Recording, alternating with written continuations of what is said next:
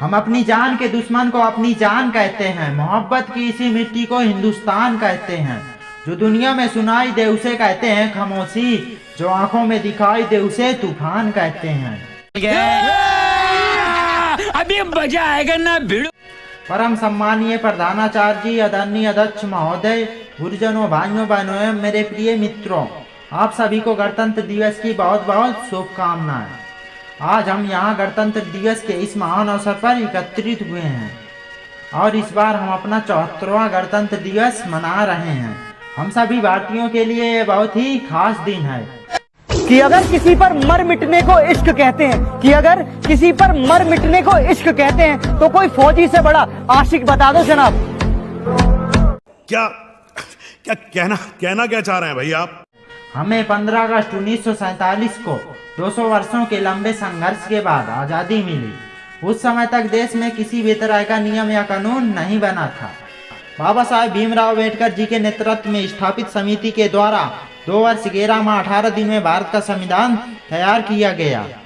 यह संविधान 26 नवंबर 1949 को संविधान सभा द्वारा पारित किया गया तथा 26 जनवरी 1950 को पूरे देश में संविधान लागू किया गया। तू समझा? हाँ। नहीं, तू समझा नहीं। ये 3 रंगों में छपा कपड़े का टुकड़ा नहीं तुम्हारा राष्ट्रीय ध्वज है। इसका मांग करोगे तो कभी सम्मान नहीं पाओगे। भारत का ये संविधान पूरे विश्व का सबसे बड़ा लिखित संविधान है, जिसमें 395 अनुच्छेद, 8 अनुसूची और 22 भाग थे। गणतंत्र का अर्थ होता है जनता का शासन, जनता के द्वारा, जनता के लिए। भारत का ये संविधान जिसमें सभी नागरिकों के मूल कर्तव्य, नियम और कानून का उल्लेख है। हमारे नेताओं और स्वतंत्रता सेनानियों के काफी संघर्ष के बाद हमें आज़ादी मिली। ऐसे महान अवसर पर हमें उन्हें याद करना चाहिए और सलाम करना चाहिए। आओ झुककर सलाम करें उन्हें जिनके हिस्से में ये मुकाम आता है। किस कदर खुश नसीब है वो लोग, खून जिनका वतन के काम आता है। हर हर महादेव। हमारे देश पर ऐसे वीरों ने जन्म लिया जिन्होंने अपनी जान की परवाह किए बगैर अपने प्राणों को हंसते हंसते निछावर कर दिए, जिनमें सरदार भगत सिंह, चंद्रशेखर आजाद और नेताजी सुभाष चंद्र बोस जैसे वीर शामिल हैं। और ये सिर्फ उन्हीं के कारण संभव हो पाया कि हम अपने राष्ट्र में स्वतंत्रता पूर्वक रह सकते हैं।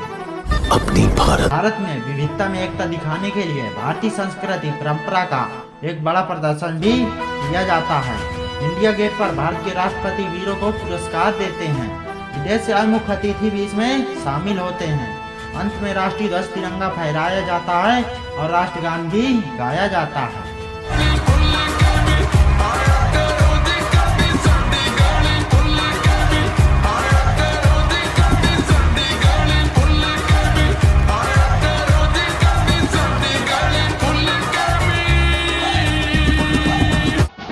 हिंदुस्तान जिंदाबाद, हिंदुस्तान जिंदाबाद, हिंदुस्तान जिंदाबाद। हमें अपने देश से जातिवाद और भ्रष्टाचार को पूरी तरह से खत्म करना चाहिए और शिक्षा का प्रसार करना चाहिए। शाबाश बेटा, बहुत बढ़िया। आज़ादी का असली मतलब वही समझ सकता है जिसने कभी गुलामी की हो। हम सौभाग्यशाली हैं कि हमने स्वतंत्र भारत में जन्म लिया।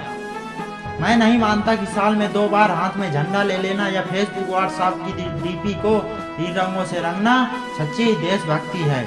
मेरे विचारों में जो व्यक्ति अपना काम पूरी ईमानदारी लगन से करता है ना और अपनी जिम्मेदारियों को समझता है, वही सच्चा देशभक्त है। अपने देश, अपने राष्ट्र, अपने समाज के लिए समर्पण का भाव है देशभक्ति। हर देशद्रोही के जीवन में आने वाला तूफान है देशभक्ति, ताकि हर देशद्रोही ये समझ सके कि अगर तू परिंदा है तो ये आसमान तेरा है, अगर तू दरिंदा है तो ये शमशान तेरा है। भाईचारे से रहना है तो रह इस जमी पर, वरना ये कब्र भी तेरी है, कब्रिस्तान तेरा है, कब्रिस्तान तेरा है। आवाम जाग रहा है। इन अंग्रेजों से कह दो कि दुम दबा कर निकल लें, वरना लात मारकर खदेड़े जाएंगे। What did he say? शोहरत चाहिए ना जन्नत चाहिए, हे भारत माँ बस तेरी मिट्टी चाहिए। जब तक जिंदा हूँ तेरे ही आंचल में, जब तक जिंदा हूँ तेरे ही आंचल में, जब मरूं तो तिरंगा कफन चाहिए।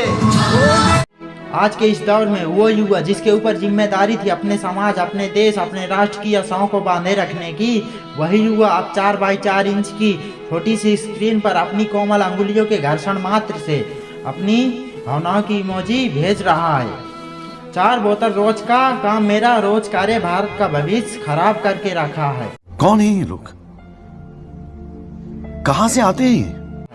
हम एक ऐसे समाज में जीते हैं जहां लड़कों से बात करता देख जो भाई हड़काता है, वही भाई अपने गर्लफ्रेंड के किस्से घर में हंस कर सुनाता है। गजब बेइज्जती है। क्या बोला तूने? कहा जाता है हम दुनिया के सबसे बड़े लोकतंत्र हैं, जहां हिंदू पैदा होता है, मुस्लिम, सिख, ईसाई पैदा होता है, लेकिन बदकिस्मत कोई इंसान पैदा नहीं होता। मेरे विचारों से ना हिंदू की जरूरत है ना मुसलमान की जरूरत है, राष्ट्र निर्माण के लिए सिर्फ एक अच्छे इंसान की जरूरत है।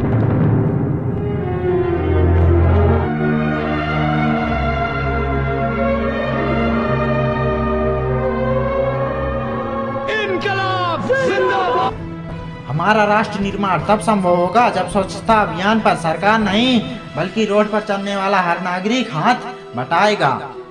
असल मायने में हमारा राष्ट्र निर्माण तब संभव होगा जब गरीब का बच्चा मध्याह्न भोजन के लिए नहीं बल्कि ज्ञान अर्जन के लिए सरकारी स्कूल की चौखट पर कदम रखेगा। बड़ी बड़ी बातें नहीं, छोटी छोटी कोशिशें करनी पड़ती हैं, क्योंकि ठोकर हमें पहाड़ों से नहीं पत्थरों से लगा करती। तू समझा? हाँ। नहीं, तू समझा नहीं। अरे कहना क्या चाहते हो? मैं सलूट करना चाहूंगा हमारी रक्षा के लिए खड़े उस जवान का, पुलिस प्रशासन और किसान का, हर उस इंसान का जो अपना काम पूरी ईमानदारी लगन से करता है, जिनके बिना राष्ट्र निर्माण असंभव सा लगता है। आज मैं इस मंच पर पूरी जिम्मेदारी के साथ ये कहता हूँ कि हमारा राष्ट्र निर्माण तब संभव होगा जब हम सभी मिलकर प्रयास करेंगे, क्योंकि हमारे देश की जिम्मेदारी नहीं है हमें आगे ले जाने की, बल्कि हमारी जिम्मेदारी है अपने देश को आगे ले जाने की।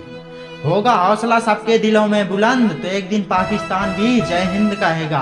पाकिस्तान ही क्यों, ये पूरा जहान जय हिंद कहेगा, क्योंकि सारे जहां से अच्छा हिंदोस्तां हमारा, सारे जहां से अच्छा हिंदोस्तां हमारा। लाल वाला बटन है, उसमें भूकंप लेके आओ या फिर भूचाल, मुझे नहीं पता, बस क्लिक हो जाना चाहिए। दोस्तों, आप सभी ने मुझे यहाँ बोलने का मौका दिया, इसके लिए आप सभी को मैं धन्यवाद करता हूँ। और अंत में बस यही कहना चाहूँगा कि अब तक जिसका खून न खौला, खून नहीं वो पानी है, जो देश के काम न आए वो बेकार जवानी है। जय हिंद, जय भारत।